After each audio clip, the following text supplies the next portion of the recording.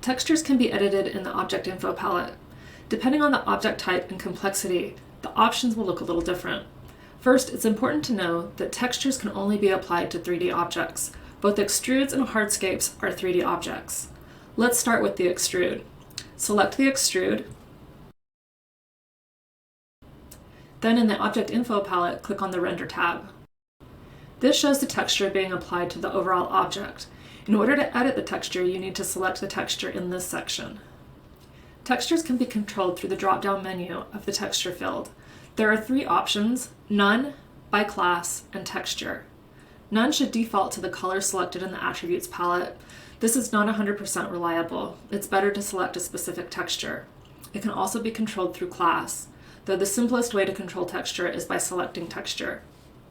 Below the texture field, there is a second drop-down menu to select the specific texture. The Vectorworks library has numerous textures. You can browse the library or search by term. Unfortunately, you need to know what term to search for. For example, the search for gravel pulls up nothing, but a search for stone has numerous results. Further down in the Object Info palette, we can control the scale and the rotation of the texture. We can also move the texture to the right or left by editing the horizontal and vertical offsets. You'll want to repeat the vertical and horizontal repeats. This tiles the texture so it covers the object. Textures can be flipped vertically and horizontally.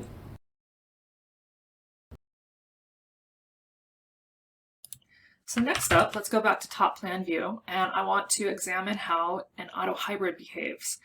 So if I click on the auto hybrid, we'll just come back to the shape tab, but you'll notice that everything over here in the attributes palette has been grayed out. I cannot make any changes to this auto hybrid through the attributes palette.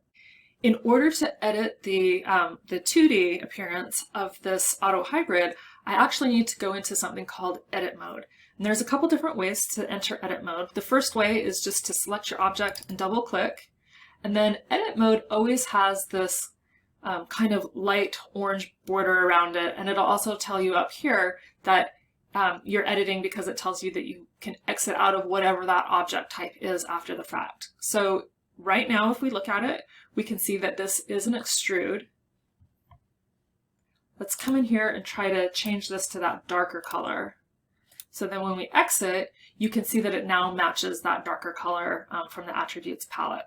So there we have edited the 2D attributes of this, but let's take a look at this in 3D, because I'd still like to change the 3D appearance of this. So if I come over here to the Object Info palette and go over to the Renders tab, any changes that I make right here will not be reflected in my object.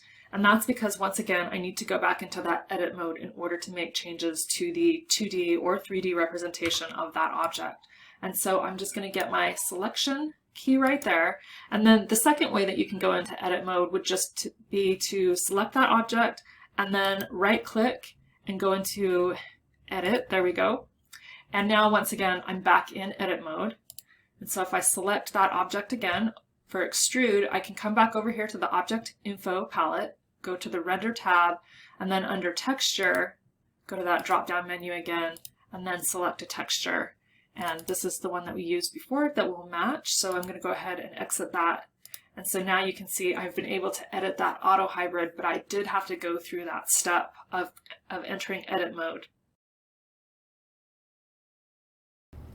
The simple hardscape that has only one component is similar to the extrude. However, for hardscape objects, there's an additional field for mode. This will allow you to control the texture either by object or by component. To understand why we would want to control the texture by component, let's select the hardscape we created from a Vectorworks preset. Notice there's a different texture for each component, which can be edited individually.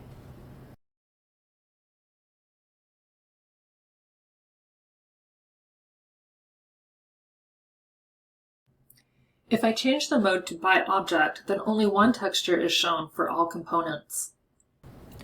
Hardscapes that include components come in handy for design build companies that want to calculate material estimates.